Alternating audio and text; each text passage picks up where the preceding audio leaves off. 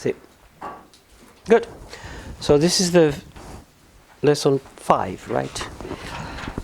So today we get to the theory, to the actual theory. I will start building it. I'm not going to derive the theory from classical GR or anything like that. I'm going to write the theory, and then talk about the connection to the classical theory. So LQG, and I will build the theory in 2 steps: the kinematics and the dynamics. So I'll start from the kinematics. I'll say exactly what I mean. Today is the kinematics. So in general, the structure of a quantum theory in general is a triple: a Hilbert space, an algebra of observable, and something given the transition amplitudes. You might think the space of the wave function of a particle, the position and momentum operators, and the Hamiltonian, and which says how things change in time, or instead of the Hamiltonian, the path integral, or instead of the path integral, just the transition amplitude, the unitary operator that evolves e to the I t h. In QED, this is Fock space. This are the A dagger operators, the creation-destruction operators, and again you have either the Hamiltonian or you have the Poincaré group on the Fock space, which includes evolution, or the Feynman rules, and so on and so forth. Right. So this is a general structure of quantum theory. This is what I call kinematics. This is what I call dynamics. It's just names. Nothing deep about that. Now, in the kinematics, so we'll focus on that part for today. In the kinematics, the important part is the algebra. The Hilbert space is actually a sort of auxiliary structure. The core of the thing is here, is not here. When Heisenberg wrote his first paper on quantum mechanics introducing the theory, there was no Hilbert space, it was only the algebra. He called them matrices, right? He just had this idea of transforming variable into matrices, x and position and momentum became matrices. When him and Jordan and Born developed the full structure of quantum mechanics, so that was before Schrödinger, there was no Hilbert space. It was just the algebra of operator. So the structure at the time was, this thing was PQ, or QP is IH bar, and then there was, this was Q dot. So A dot for any observable is IH bar, I don't remember where it is, a commutator with a Hamiltonian. So you see there's no Hilbert space here, there's just operators. So the Hilbert space, it's really an auxiliary structure to better work about the algebra, but since Schrödinger and Dirac and von Neumann, it's much easier to write, instead of an abstract algebra, a concrete algebra of operators, a Hilbert space. So I'll follow that, even if conceptually it would be more clear to start from that. But I follow what is usually done in quantum mechanics to define the Hilbert space first, and then it's easy to write operators on the Hilbert space. But the core is here, and what is physically the algebra? Where is the thing that describes the variables? The physical system is described by variables, right? A particle is described by its position, its velocity, its momentum, its energy, if it has structure, angular momentum, and so on. These are all variables. Classical mechanics, you describe a system with variables. In quantum mechanics, you describe a system with variables. Same. In quantum mechanics, these are often called observables.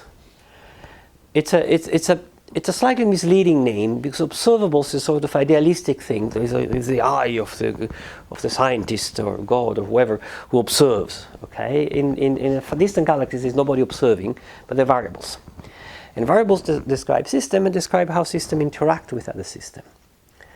So it would be good to stop talking about measurement in quantum theory because there's no measurement when there are no scientists, but there are always interactions. And the way systems affect one another is via interactions. And these interactions, how systems affect one another, are described by variables. So if I throw a piece of chalk against the blackboard, where it hits is a variable of the piece of chalk, and the effect of interaction is that. Okay, so this the algebra of the variables, and here what we are actually describing is a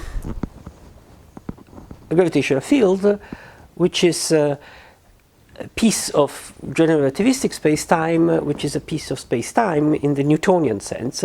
So it's a region of space-time. Okay, so what we are describing is a region of space-time, or a four-dimensional piece of space-time, which interact with the rest through some variables. It's metric, whatever, and the interaction is on the boundary. So this variable sits on the boundary. Okay, variables sit on the boundary of a four-dimensional compact region. They're going to be essentially the metric and the time derivative of the metric on the boundary here. And then the dynamics will tell us how we go, say, from here to here. How they propagate, how they evolve, what's the relation between the different points here. This will come slowly. And as I said, the easiest way to define the operator here are as operator, the variable here as operator on Hilbert space. Why? Because that's quantum mechanics. That's Heisenberg, fantastic discovery. The variable for a system form a non-commuting algebra. When you multiply them, it's not the same. XP is not the same as PX. So it's a non-commutative algebra, and from the non-commutativity, all the quantum mechanics stuff follows. The easiest way to describe a non-commutative algebra is to think of them as an algebra of operators. Heisenberg would think of an algebra of matrices. We are going to follow the standard way and think as an operator on Hilbert space. Again, thinks X and P operator for a free particle on wave functions on space, or creation operators on Fock space for QED. Good. So that's the starting point. So as I said, I will first define H and then define the operators on H. So H. So this is the Hilbert space of loop quantum gravity, and it's going to be more like the Hilbert space of QED or QCD than of particle, because it's a field theory. It's an infinite number of degrees of freedom. And if you think what happened in QCD on the lattice or in QED, the clean way of defining Hilbert spaces for an infinite number of degrees of freedom is to define them for a finite number of degrees of freedom, then take some sort of limit. In the clean way of defining Fock space is to define one particle Hilbert space, then a two particles in space, then three particles in space, or more precisely, the space of states up to 3 particles, up to 4 particles, up to 5 particles. So you have the state space of 0, 1, 2, 3, or 4 to 5 particles, and then this is called n, and then you take n to infinity, and that's your Fock space. If you think when you have done calculations in QED, you never take this limit for real. The limit is just written on the mathematical books. and you can prove fancy theorems. But if you're at CERN and you want to compute scattering of particles, use Feynman graphs. But Feynman graphs, you work up to some order, and up to some order, there are always a finite number of particles, and never an infinite number of particles. Right? So you actually always work on Hilbert spaces for a finite number of degrees of freedom, arbitrarily large. So it's limited in this sense. And that's what we're going to do. If you think of QCD, the other way, there are two quantum field theories we control where, right? QED and QCD. QED mostly perturbative, Feynman graphs. QCD a little bit perturbatively in the deep inelastic scattering, for instance, but a lot on the lattice.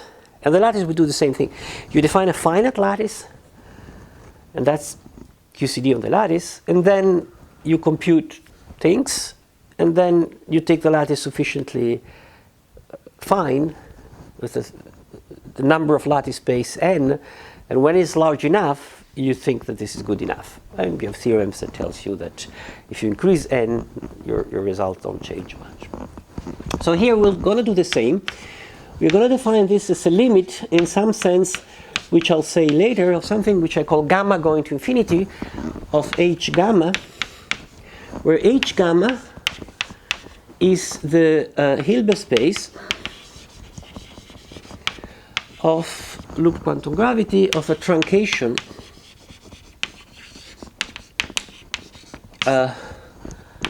of the number of degrees of freedom.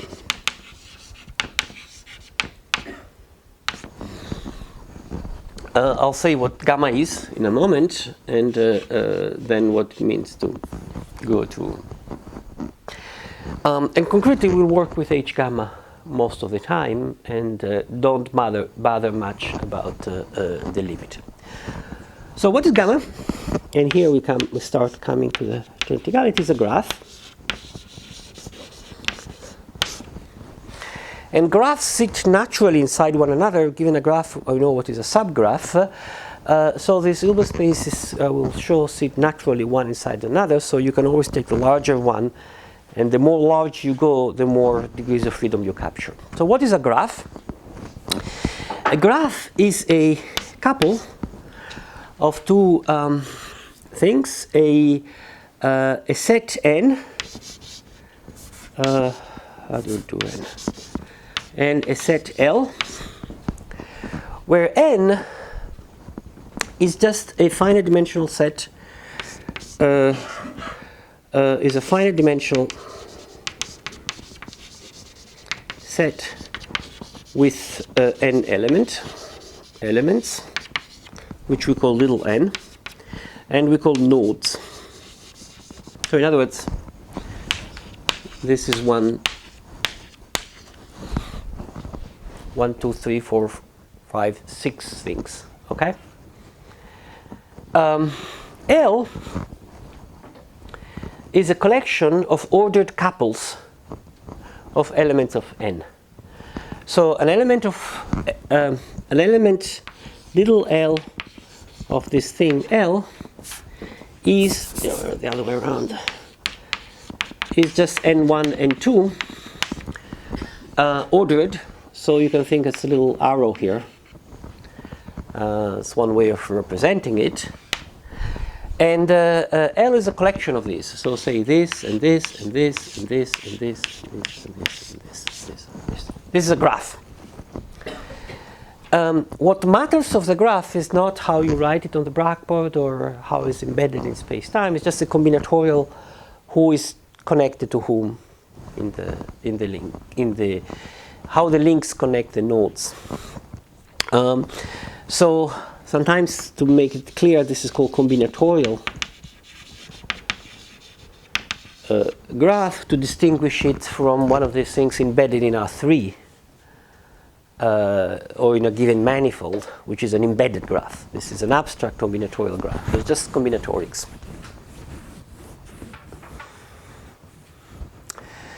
So given a link, since it is oriented, there is the node it starts from and the node where it arrives, which are called the source of the link and the target of the link. These are two nodes, two elements here. Given a node, there are a certain number of links coming out of them, oriented, either coming in or coming out. And the number of links is called the valence of the node. So number of links is called the valence of the node. It's a little bit terminology of graphs. Now, how do you think about these graphs? Well, there's a particular subclass of graphs which are of interest for us. Think about the surface, a curved surface, and imagine to triangulate it. What does it mean to triangulate it? It means to draw little triangles over it.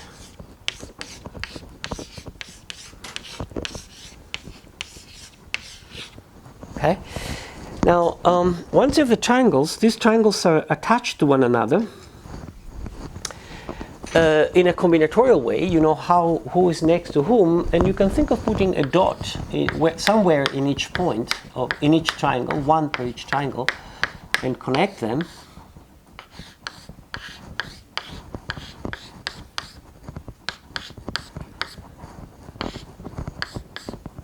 And so on and so forth. And you get a graph. The graph that describe how the triangles are connected to one another.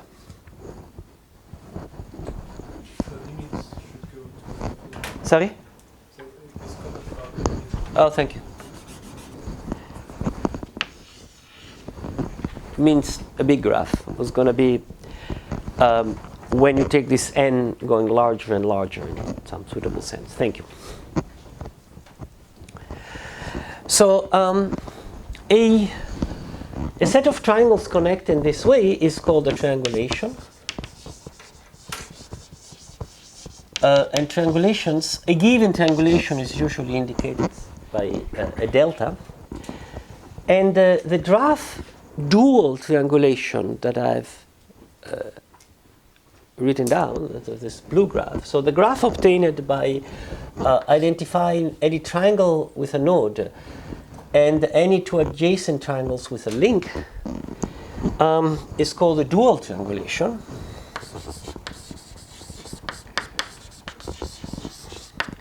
It's called delta star, and is a graph up to the orientation of the link. So if you have a way to fix the orientation of the links, it gives a graph. So by itself is a non-oriented graph. I'm not going to talk about the orientation for the moment. It's a peculiar graph because all nodes are trivalent, right? Because they're inside the so nodes here are trivalent. So the valence of the node is 3. Now we can do the same in 4 dimension. And in 4 dimension, so you have some piece of space, and you can break it in tetrahedra. This is a tetrahedron. Okay, and you can think that inside of each tetrahedron you have a point. You pick up a point, and when 2 tetrahedra are nearby, you connect them by a link. So you get a graph, exactly like before. So you have a triangulation, and you have a dual triangulation, and this defines a graph, which is 4-valent. And we are gonna. Did you say 4 dimensions or 3 dimensions? Sorry? Is this 4D or 3D? 3D. 3D. This is 2D. This is 4D. Okay. We're going to be interested in graphs which are dual of triangulations. A subclass of class which is dual to 3-dimensional triangulations. And quite often, most of the time, loop quantum gravity is defined on this set of graphs, but not necessarily. In fact, that's already one option you can have when you start defining loop quantum gravity. You can say, well, I want to work with all possible graphs, or I want to work only with graphs which are dual to triangulations. Does this give different theories? Nobody knows so far. Okay, so somebody works for arbitrary graph. Concretely, when you work, you try to work with graphs dual to triangulations up to the point in which it's too hard and easier to use more general graphs. You'll see how this goes. Here, let's work with graphs which are dual to four-dimensional to triangulations. So I'm going to consider graphs which are four-valent and such that there is a four-dimensional triangulation that for which they are the dual. But the important part is the graph is not a triangulation. Notice that I've not talked about any metric flatness, curvature. This is just about who is next to who. Pieces of things and who is next to who. So this sort of captures the adjacency of the notion of space I was referring to on the second lesson.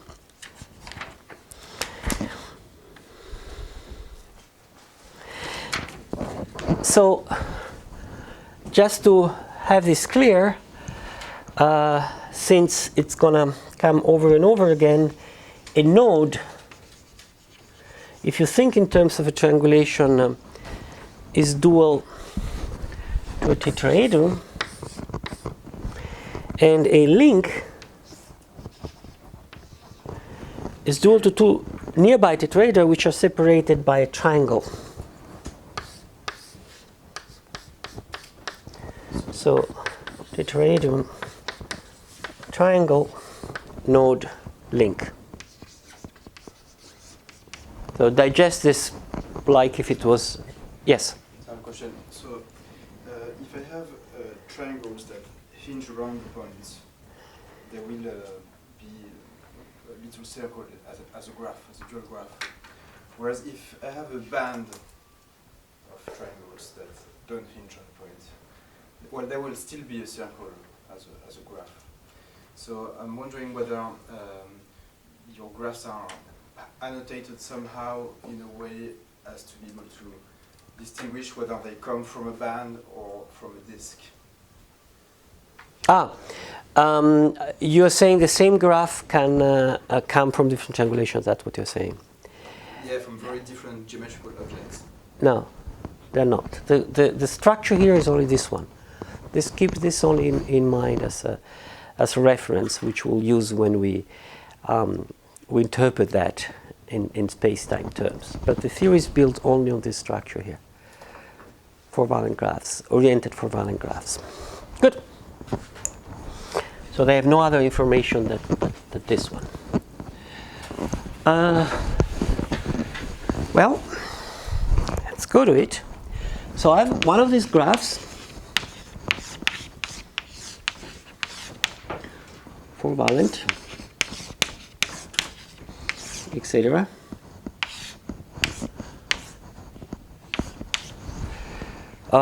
Actually, let me just not have open ends.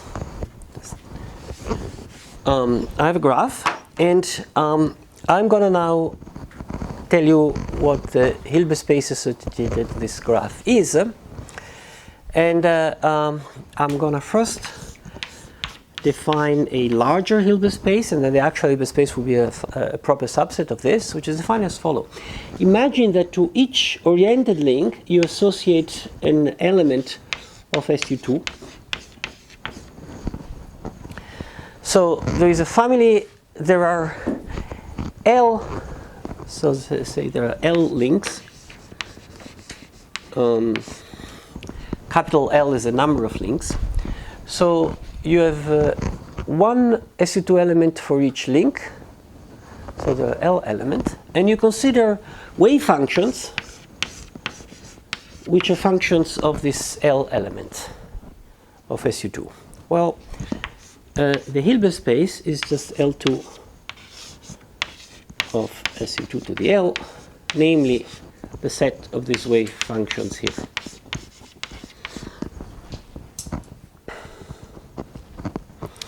That's a home in which we're going to work. That's like Fock space. No, not really Fock space. That's like the space of particles up to n particles, up to n particles roughly, or L particles. And that's like the space of wave functions of a particle, and so on. In fact, it's very similar to the Hilbert space of lattice QCD. In fact, it is a Hilbert space of lattice QCD. If you take this graph to be cubic, that's how you do lattice QCD, which is also a truncation of the full theory. Now, just hint how to think about these things. Well, these are just suggestions will become clear later, but I don't want to go ahead abstractly without giving you an idea of what it means. Think that this surface to start with was curved, hills, okay? And think that I have approximated it with little flat triangles, okay? Then each triangle has its own geometry.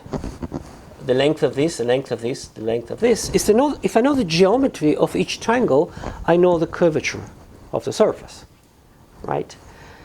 Because they don't, for instance, this triangle here, this triangle here, this triangle here, the angles here don't pile up to 2 pi, so there's some curvature here. So that's how I approximate the curvature of a surface. So we'll have in this Hilbert space operators that correspond to the geometry of the tetrahedra, which will define the curved three-dimensional space. Now, another way of thinking about that is that if I have on this triangle here a orthonormal frame, and I move it parallel to itself here, and I move it here, I move it, and I move it back here, because there's curvature here, it can be rotated, right? So anyway, I orient my reference frame here, here, and here. Moving from here to here, I can have a rotation matrix that does it. Another rotation matrix, another rotation matrix. When I do a tour, the product of the 3 rotation matrix is actually the curvature. We measure the curvature here.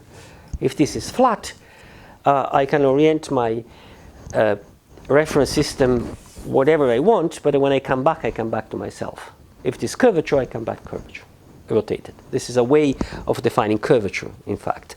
You know that on the Earth, if you parallel transport something, you come back, and it's not, you get back rotated, because that's what curvature is. So you can think to associate a rotation to each line here, and the lack of when you go around, if the rotation is 0, there is no curvature here. If there's a rotation is here. Now you can do the same in 3 dimensions. And in 3 dimensions, so now you're inside this tetrahedron. You have a 3-dimensional frame. You go to this tetrahedron, to this tetrahedron, to this tetrahedron, to this tetrahedron. Each tetrahedron is flat, but if you come back rotating, there's curvature along this bone here, right?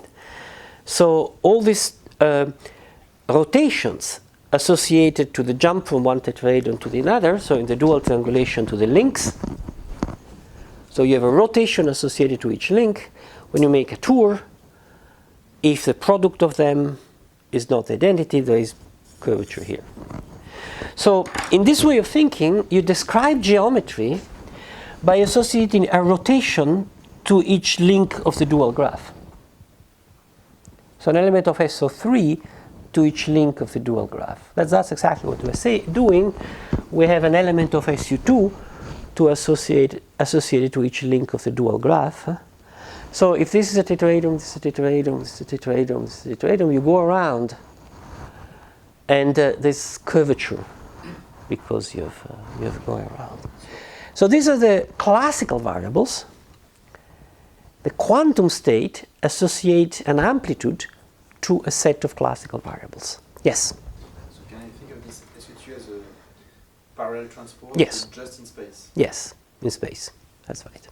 Exactly. Exactly so. And the Hilbert space is just the amplitude for having one set of parallel transports or for having one geometry.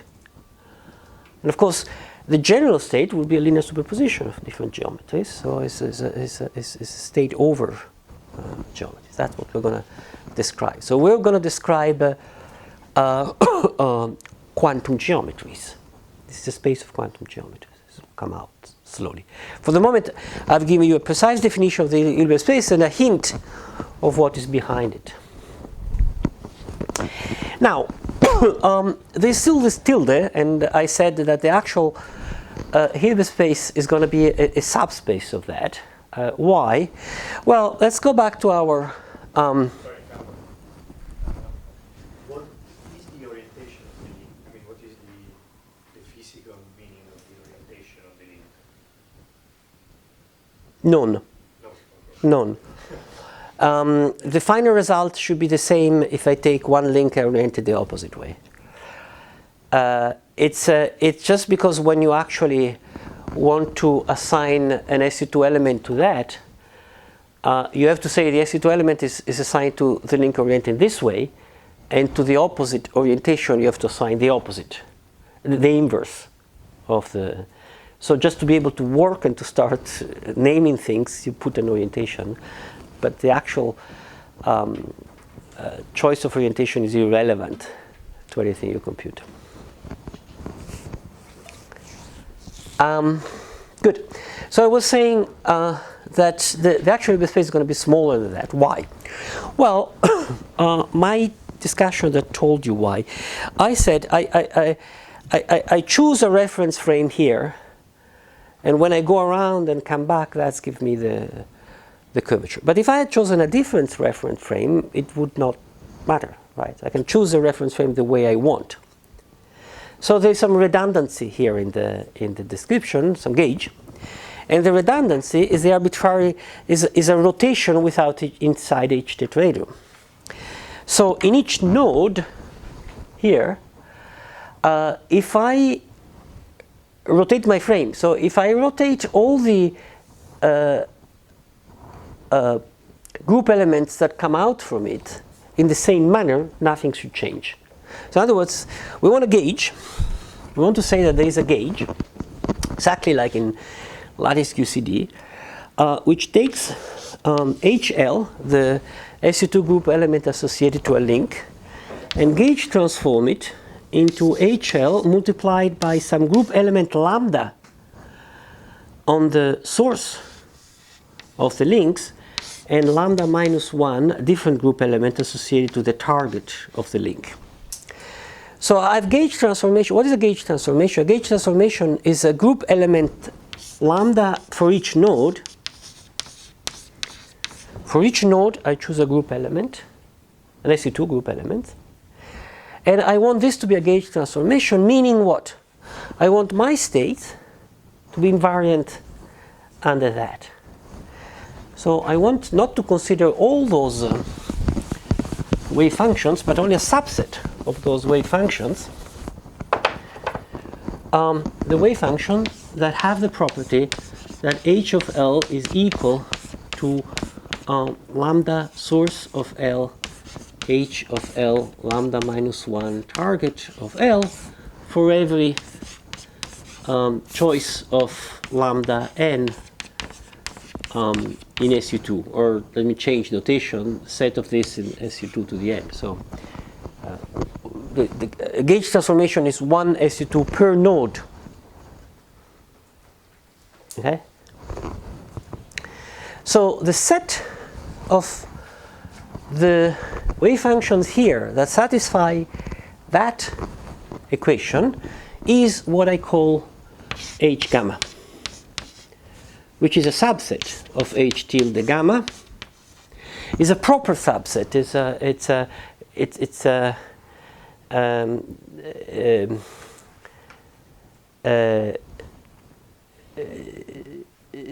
SU2 is compact. So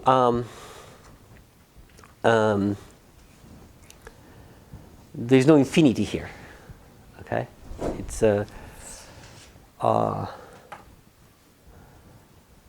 I'm dividing by a compact group, and the usual notation of these things is SU2 to the L, so L group elements divided by SU2 to the N, which of course this is a space. So is the Cartesian product of L copies of U2 divided by the Cartesian product of N copies of U2. But of course you have to know how to divide, and this is how you factor out. So it's good to put a little gamma here. Otherwise this notation here seems to say that this is independent of gamma. This depends on gamma. So this tilde space here doesn't really know about the graph. But this until the space knows a lot about the graph, so it knows deeply about the structure of the graph. Yes. Psi lives in H tilde or H? Sorry. Psi lives in H tilde or H? The psi we're going to work about live in H. Okay. H is a subspace of H tilde, so they also live in H tilde. Okay. So this condition is what allows them to be in H, because initially you Right. said it was in H tilde, but with this condition it's in. With this condition is an H. H is a set of elements of H tilde that satisfy this condition. It's the definition of H. It will be good from now on to work always with H, but it's much more complicated. It's much easier to go back to H tilde every time you. So in other words, it's much easier to work with non-gauge invariant things and then to pick up the gauge invariant part, as usual in gauge theories.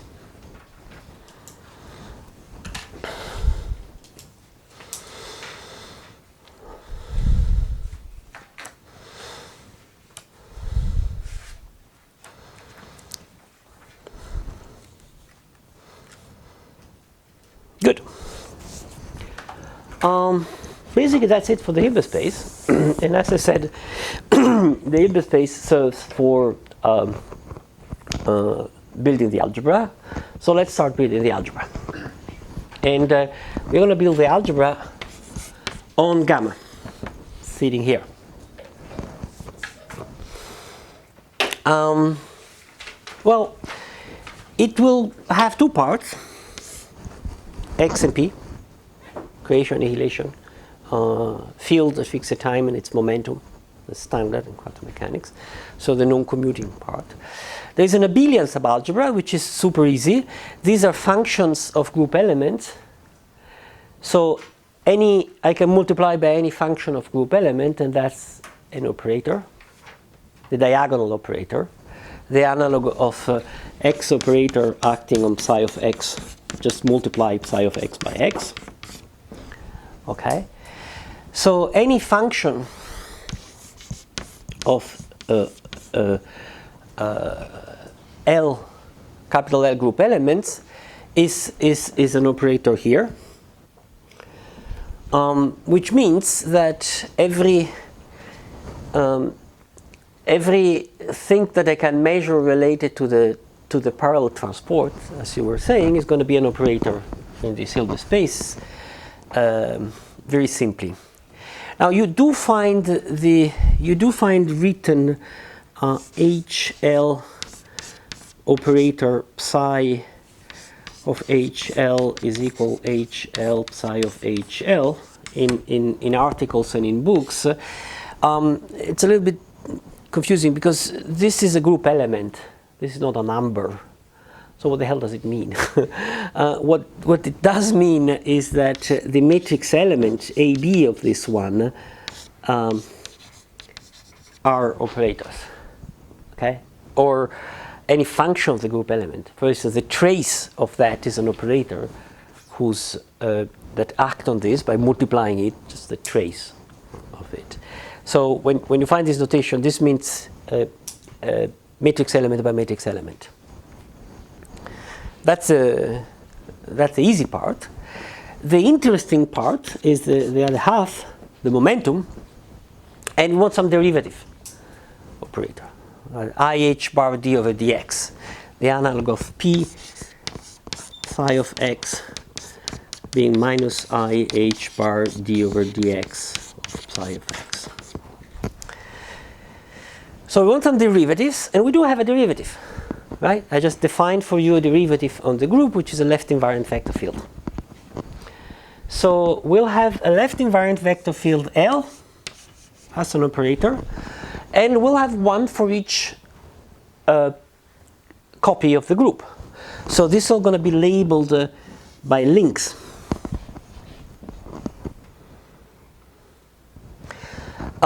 These are certainly well defined in H tilde.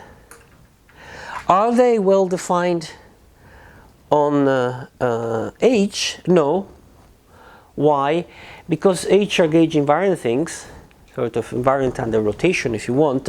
This is a vector, it's never going to be invariant under rotation. If it's a vector in this Hilbert space here. If here I rotate with a gauge, this is going to transform in the representation of spin 1 as an index I. It's going to be transformed with that index. So this is going to be an operator here. Out of this, we're going to construct gauge invariant operators here. So this is going to be the main object we're going to work with, and I'm going to tell you how out of this I construct gauge invariant operator here. I'm going to tell you what is the geometrical interpretation of this object, and what then the quantum theory says about this geometrical interpretations, but this will be the next hour because it's the end of the 45 minutes. Do you have questions before? This is the ABC of loop quantum gravity. Okay? We're just putting all the basic blocks, and what is going to happen in the next lecture is to build, work, see what this operator do, and what this interpretation mean, and we'll immediately get some physics out of that. Okay? Let's stop here.